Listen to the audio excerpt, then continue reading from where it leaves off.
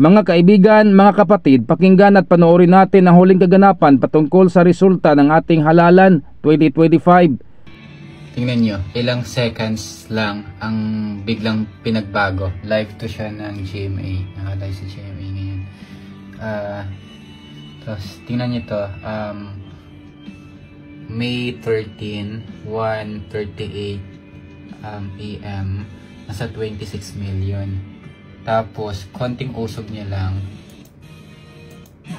Yan o. Ilang seconds lang yun ha. 20 seconds. 50, parang 20 seconds something lang. 1:56 AM. Naging 21 million. Na lang. Malaking binagsak ko. Ito, nasa 5 million yung nawawala. Na vote. Yan o. 13 yung kay Amy. So, 3 million yung nawala dito sa baba.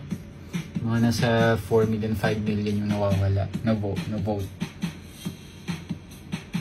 Ilang seconds lang yun ha. Okay.